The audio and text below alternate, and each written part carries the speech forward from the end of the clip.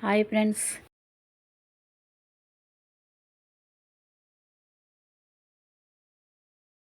అందరూ ఎలా ఉన్నారు? నేనైతే చాలా బాగున్నాను. మీరందరూ బాగోవాలని మనస్ఫూర్తిగా కోరుకుంటున్నాను.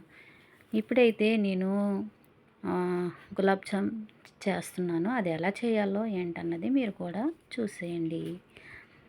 గులాబ్ జాము ఒక కప్పు పిండి తీసుకున్నాను నేను. ఒక కప్పు పిండికి ఒక స్పూను పాలు వేసుకొని, దాంట్లో కొద్దిగా ఒక స్పూన్ ఆయిల్, ఒక స్పూను పాలు పోసుకొని అది వాటర్ పోస్తూ కొద్దిగా వాటర్ పోస్తూ కలుపుకోవాలి. పిండిలా కలిపేసుకున్న తర్వాత అది చిన్న చిన్న బాల్స్ లాగా చేసుకోవాలి మనం.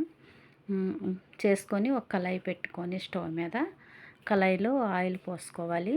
ఆయిల్లోను మీడియం సైజు మంట మీదే మనం ఈ గులాబ్ జామ్ని వేయించుకోవాలి. ఎందుకంటే లోపల ఉడకదు కాబట్టి. అన్ని బాల్స్ వేసుకొని ఆయిల్లో వేయించుకోవాలి. గోల్డెన్ కలర్ వచ్చే వరకు వేయించుకోవాలి. ఇప్పుడైతే అన్నీ వేయించేసుకొని పక్కన పెట్టుకున్నాను నేను.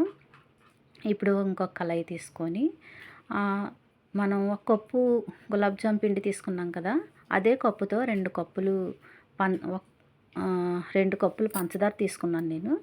2 కప్పులకి 2 కప్పులు వాటర్ పోసుకొని పంచదార కరిగేంత వరకు కూడా దాన్ని కరిగించాలి.